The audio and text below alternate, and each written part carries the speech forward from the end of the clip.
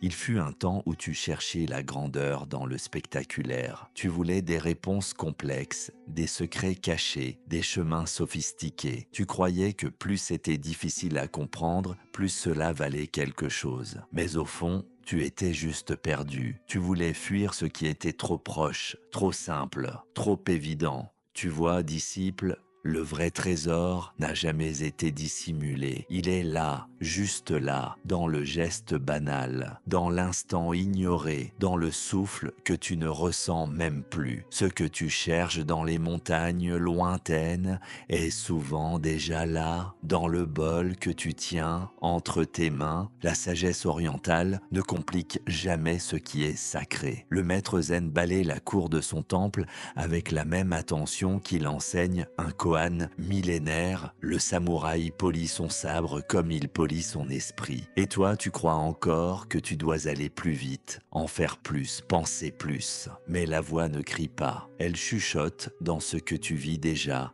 Si seulement tu apprenais à t'y arrêter, si seulement tu apprenais à regarder. Vraiment, respirer, ce geste que tu fais depuis ta naissance, as-tu seulement pris le temps de l'habiter une seule fois aujourd'hui? Manger, ce moment que tu remplis de distractions, d'écrans, de pensées agitées. As-tu déjà goûté le silence entre deux bouchées? Marcher, ce que tu fais mécaniquement chaque jour. As-tu déjà écouté le son de tes pas sur le sol comme s'ils étaient une offrande au monde? Ce n'est pas dans ce que tu fais que réside la grandeur, c'est dans comment tu le fais. Le moine zen ne récite pas ses prières à toute vitesse. Il met chaque syllabe dans son cœur. Le calligraphe ne trace pas les idéogrammes comme une machine. Il respire, il se relie, il offre sa main à l'instant. Et alors, la vie devient prière, et alors, le simple devient sublime. Ce monde moderne t'a conditionné à chercher l'intensité, à courir après ce qui brille,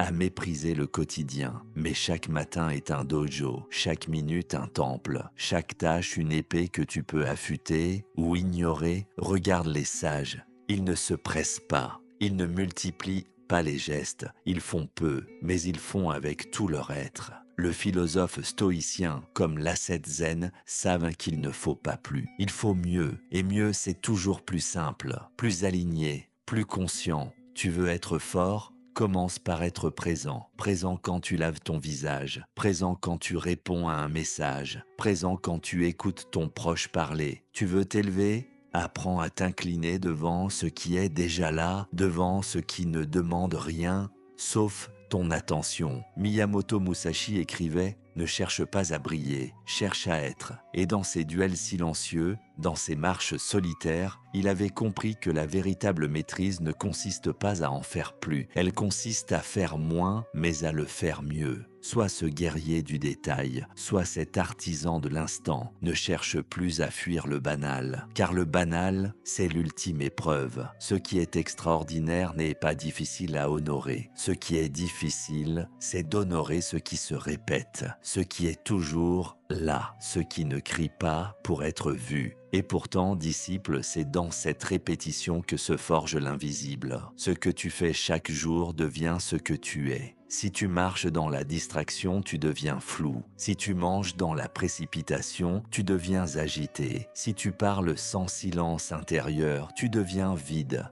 Mais si tu respires avec calme, si tu bois un thé avec lenteur, si tu t'entraînes avec humilité, alors tu t'ancres, tu deviens montagne, tu deviens rivière, tu deviens sabre. Il n'y a pas besoin de 1000 techniques, une seule suffit si elle est faite avec l'âme. Il n'y a pas besoin de 1000 connaissances, un seul geste, un seul souffle, un seul regard. Si tu l'honores, peut contenir toute la voix. Disciple, aujourd'hui commence par cela. Choisis un moment, n'importe lequel, mais vis-le avec une pleine conscience, pas comme un automate, comme un moine, comme un maître. Et recommence demain, et encore après-demain. Et un jour, sans même t'en rendre compte, tu auras changé. Tu ne seras plus un être perdu dans ses pensées. Tu seras présence, tu seras silence, tu seras l'âme, car ce qui est simple élève, et ce qui élève transforme. C'était l'âme du sage. On se retrouve très bientôt pour aller trancher de nouvelles vérités, mon disciple.